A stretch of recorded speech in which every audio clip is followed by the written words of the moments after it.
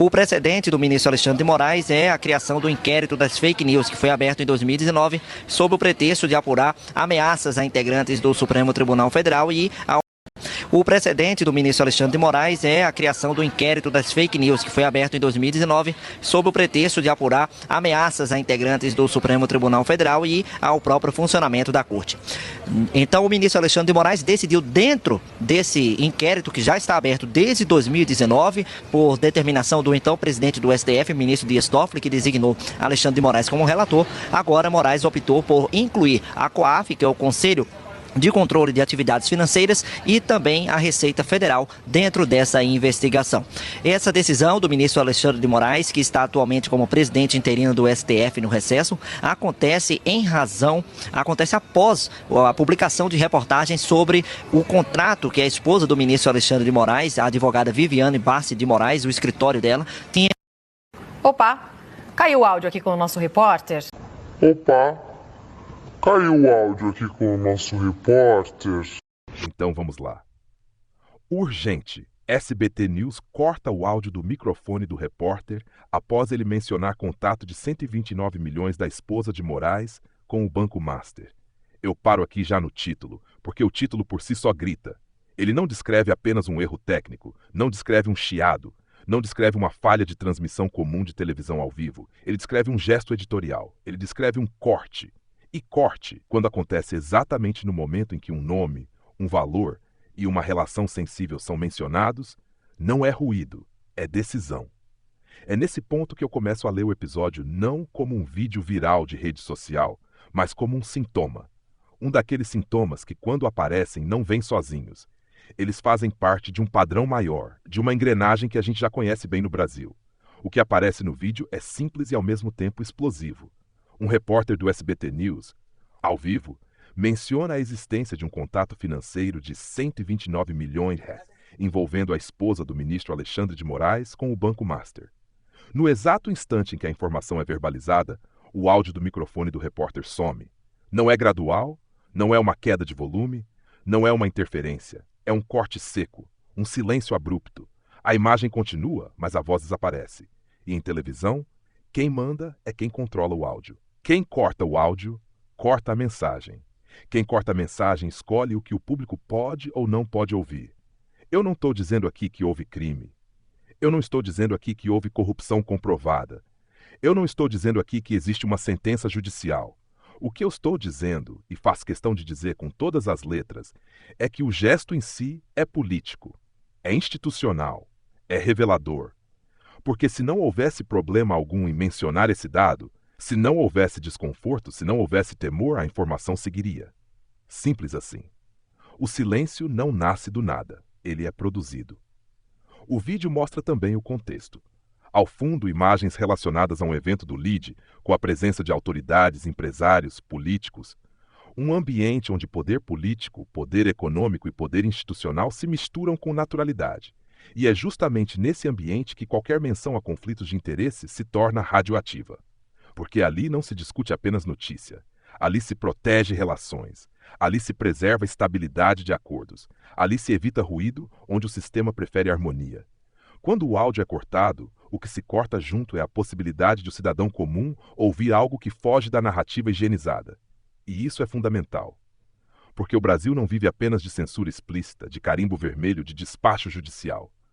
O Brasil vive, sobretudo, de autocontenção, de medo preventivo, de jornalistas que sabem até onde podem ir.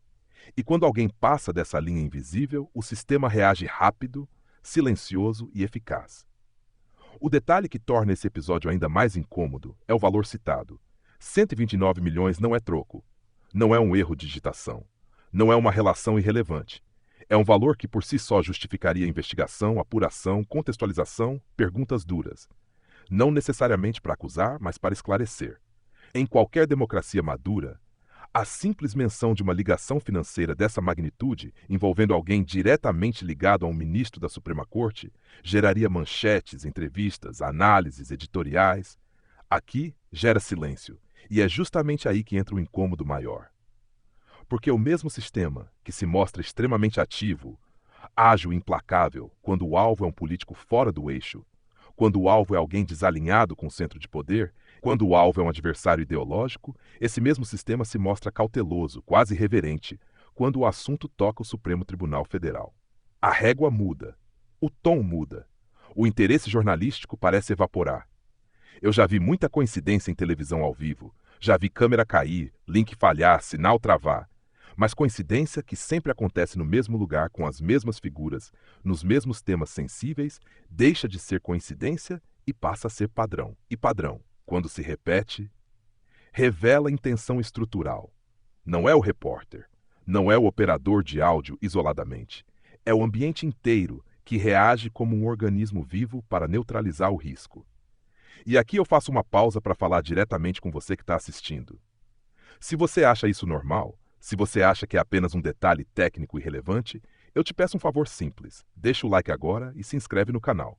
Não por vaidade minha, mas porque esse espaço só existe enquanto houver gente disposta a ouvir o que foi cortado em outros lugares. Esse canal não engole silêncio fabricado. E isso incomoda. O silêncio, nesse caso, não protege apenas uma pessoa. Ele protege uma instituição inteira. O Supremo Tribunal Federal, nos últimos anos, deixou de ser apenas um órgão julgador para se tornar um ator político central. Decide, reage, pauta, influencia. E quando uma instituição acumula tanto poder, a transparência deixa de ser um luxo e passa a ser uma obrigação. O problema é que no Brasil, quanto mais poder uma instituição tem, menos ela aceita ser questionada. O episódio do corte de áudio no SBT News dialoga com uma sensação que muita gente já tem, mas poucos conseguem nomear. A sensação de que existem assuntos proibidos, de que existem nomes que não podem ser mencionados sem consequências, de que existem cifras que não podem ser verbalizadas em rede nacional. E isso não precisa ser escrito em lugar nenhum. Todo mundo no meio sabe, todo mundo sente, e quem atravessa a linha paga o preço.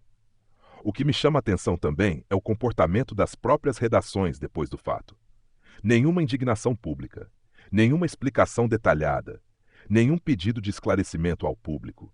Tudo segue como se nada tivesse acontecido, como se o corte não tivesse sido visto por centenas de milhares de pessoas, como se o silêncio fosse mais confortável do que a explicação.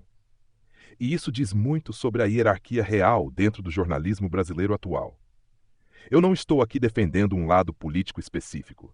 Estou defendendo algo muito mais básico: o direito do cidadão de ouvir, de saber, de questionar.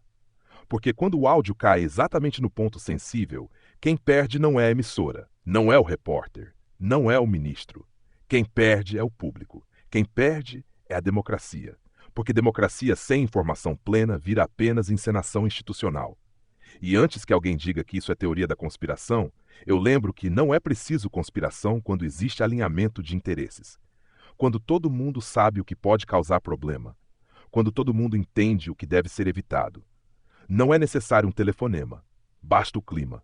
Basta o histórico. Basta o medo difuso de represália institucional, jurídica ou econômica.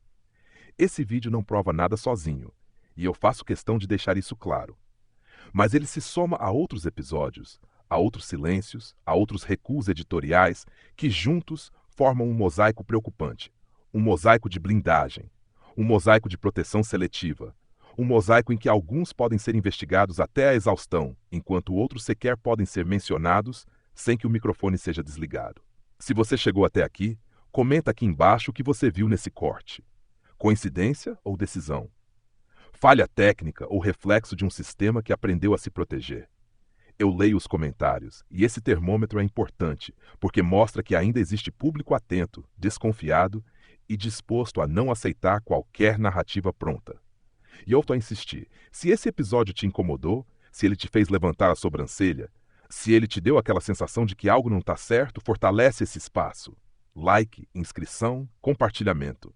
Isso aqui não é um canal neutro, e nunca fingiu ser. É um canal que reage ao que vê, que lê nas entrelinhas, que se recusa a aceitar silêncio como resposta. O que fica, no fim das contas, não é a cifra isolada, não é o banco específico, não é o nome mencionado. O que fica é a pergunta incômoda. Por que não se pode falar disso? Por que a menção gera corte imediato? Por que o jornalismo tão valente em outros temas engasga justamente aqui? E mais importante, quantas outras vezes isso já aconteceu sem que a gente percebesse? Eu encerro esse vídeo deixando essa provocação no ar porque ela não é minha. Ela é de qualquer cidadão que ainda acredita que poder precisa ser vigiado, principalmente quando se concentra. Se o microfone cai quando certos assuntos surgem, o que mais está sendo silenciado antes mesmo de chegar ao ar? Obrigado por assistir e até o próximo vídeo. Valeu!